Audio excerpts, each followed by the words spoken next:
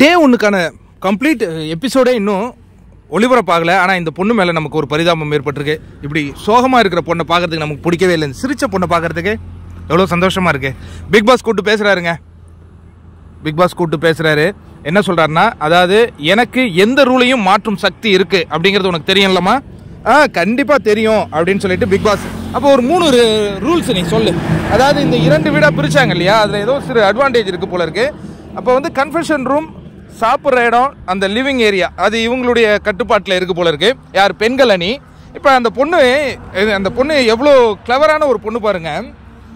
அதாவது confession room இந்த கட்டுப்பாட்டில் இருக்கிறதுனால கன்ஃபெஷன் ரூம்குள்ளே அவங்க ஃபஸ்ட்டு வரணுன்னாலே அவங்க என்ன பண்ணணும்னா ஒரு கோரிக்கையை வாபஸ் வாங்கிக்கணும். அது என்னன்னா, ஒரு வாரம் எங்களை வந்து நாமினேட் பண்ணக்கூடாதுன்னு சொன்னாங்க இல்லையா, அதை வாபஸ் வாங்கிக்கணும்.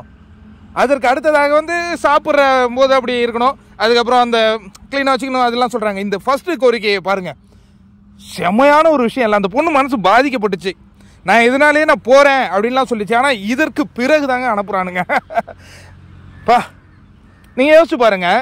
3 பேர் இருக்கும்போது தர்ஷா குப்தா டீச்சராக இருந்தேன்னு சொன்னாங்க. அந்த ஆர்ஜி ஆனந்தியா அவங்க ஏதோ புத்தகம்லாம் படிச்சிருந்தாங்க. ஆனால் இந்த சின்ன பொண்ணு தான் அந்த இடத்துல விவாதம்லாம் பண்ணுச்சு. அப்போவே முடிவு பண்ணிட்டானுங்க போல இருக்கு, கடுகு சிறுத்தாலும் காரம் குறையாது, இந்த பொண்ணை நம்ம அனுப்பணும். இருந்தால் பாருங்க, ஒரு நாள் எஃபெக்ட்லேயே ஒரு அந்த பொண்ணு எவிக்ட் ஆகி போகும்போது நம்மள அறியாத எனக்கு அப்படியே ஒரு மாதிரி மனது தழுதெடுத்துது. அந்த சிரிச்ச முகத்தை பார்க்கும்போது எனக்கு சந்தோஷமாகுது. ஒரே நாளில் இந்த கனெக்ட்னா நீங்கள் 106 நாள்லாம் எங்கேயோ போயிருக்குமே. பார்ப்போம் இப்போ பிக் பாஸ் என்ன சொல்லி. இதுக்கப்புறம் தான் அந்த எவிக்ஷன் ப்ராசஸ் நடக்குது. ஆனால் இந்த பொண்ணு அந்த கொடுத்த வாக்குறுதியை மீறுது. ஏன்னா இவங்க கன்ஃபெஷன் ரூம் வந்து தானே ஆகணும் நாமினேஷன் பண்ணுறதுக்கு. பார்ப்போம் அது என்ன மாதிரி போக போகுதுன்னு பார்ப்போம். இப்போ வந்து அந்த எவிக்ட் அப்படின்னு சொல்லிட்டு அந்த பொம்மையெல்லாம் உடச்சிட்டாங்க. ஒரு அந்த சீக்ரெட் ரூம் வைக்கிறாங்களா இல்லை ஏதாவது, இது கண்டிப்பாக சஸ்பென்ஸ் இருக்குங்க. எனக்கு ஒரு நம்பிக்கை இருக்குது, சன்ஷனா மீண்டும் உள்ளே வருவார் அப்படின்னு.